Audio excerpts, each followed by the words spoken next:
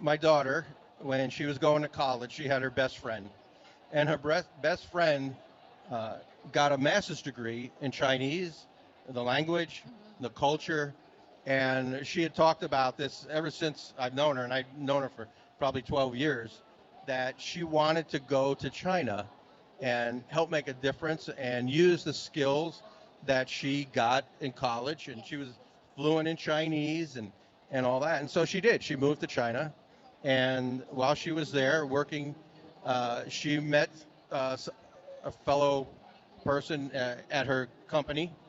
And he wound up to rape her, sexually assault her numerous times, beat her up, and take advantage of her. And she went to the authorities, any authority that could possibly help, to include the American consulate. And nobody would do anything. They didn't want to listen to her.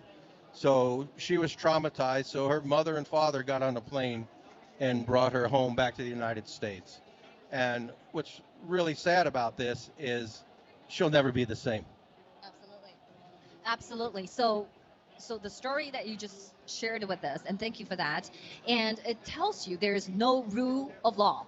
So she tried all the proper channels to escalate it, even went to the U.S. Embassy, right, in China, Right. But they just hushed away. They don't want to make a big thing because they're afraid of the CCP. So what does it tell you? Because right now the CCP is in America, okay? They're already in your country. Right. So share with me, Sauce, how does that make you feel? So one of the things that make our republic a great place to live, one of the greatest nations ever on this earth, is the concept of rule of law. And if you don't know what that means, it's very simple. No one is above the law. We all have to obey the law. Yes. And I know that as spending 40 years with the Maricopa County Sheriff's Office as a deputy sheriff, not everybody follows the law, but everybody is accountable to it. That's right. It doesn't matter who you are. And if you lived in communist China, it probably is about who you know. Mm-hmm. And you can get away with things like this.